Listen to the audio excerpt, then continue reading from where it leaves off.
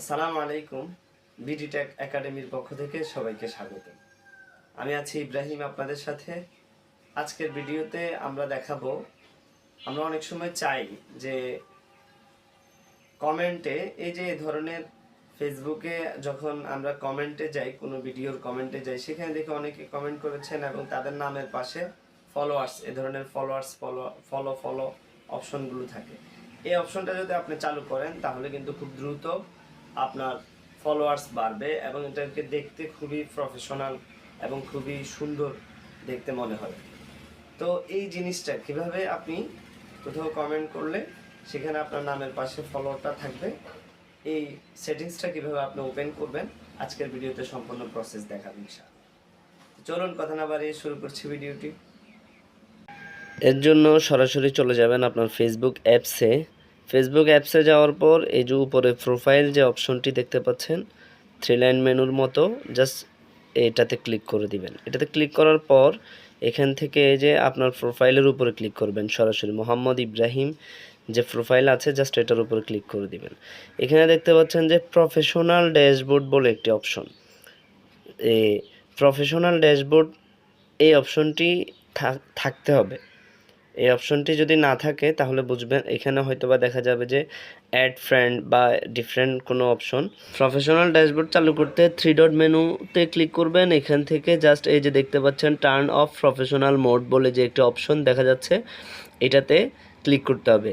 দেখেন আমার এখানে দেখা যাচ্ছে টার্নস অফ প্রফেশনাল মোড, মানে এটা অন আছে, আমাকে বলতেছে অফ করতে চাইলে এটাতে ক্লিক করতে। আপনার এখানে লেখা থাকবে অন প্রফেশনাল মোড, তখন আপনি কি করবেন, ওই অনটাতে ক্লিক করলে তখন এটা চালু হয়ে যাবে। তারপর এই ধরনের ইন্টারফেস দেখা যাবে আর কি। তো এটা খুব ইজিলি, তারপরও না হয় যদি আপনাদের এটা প্রফেশনাল ড্যাশবোর্ড কীভাবে চালু করতে হয় জানতে চান, কমেন্ট করলে এটা সম্পূর্ণ প্রসেস দেখাবে ইনশাআল্লাহ।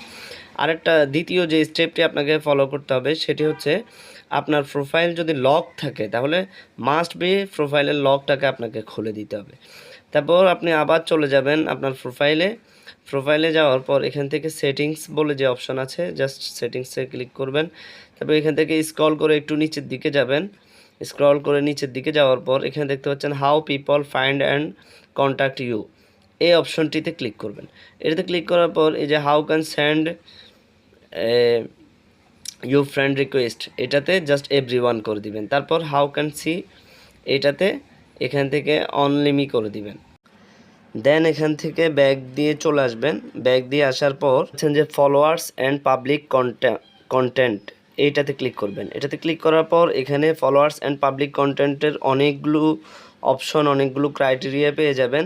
এখান থেকে জাস্ট আপনি প্রত্যেকটা পড়ে যেটাকে পাবলিক করা দরকার সেটাকে পাবলিক করে দিবেন। এখান থেকে জাস্ট এটাকে চেঞ্জ করে এখান থেকে সেভ দিয়ে দিবেন।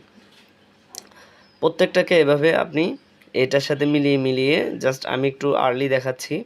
প্রত্যেকটাতে ঢুকবেন, ঢুকে যে এটাতে যেটা দেয়া দরকার, কোনোটাতে পাবলিক আর কোনোটাতে অনলিমি, যেটাতে যেভাবে দেওয়া দরকার জাস্ট দিয়ে দিবেন।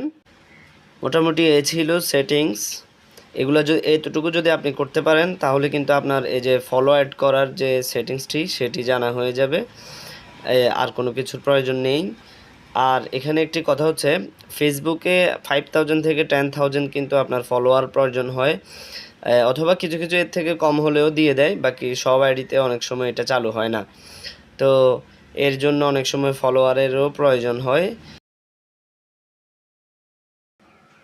এই ছিল আজকের ভিডিওটি দেখে যদি উপকৃত হয়ে থাকেন অবশ্যই লাইক, কমেন্ট, শেয়ার, সাবস্ক্রাইব এগুলো করতে ভুলবেন না। এবং কোনো বিষয় যদি আপনাদের জানার থাকে অবশ্যই কমেন্ট করে জানাবেন, ইনশাআল্লাহ আমরা সেই অনুযায়ী রিপ্লাই দেওয়ার এবং ভিডিও মেক করে দেওয়ার চেষ্টা করব ইনশাআল্লাহ। দেখা হচ্ছে নেক্সট কোনো ভিডিওতে, সে পর্যন্ত ভালো থাকবেন। আসসালামু আলাইকুম।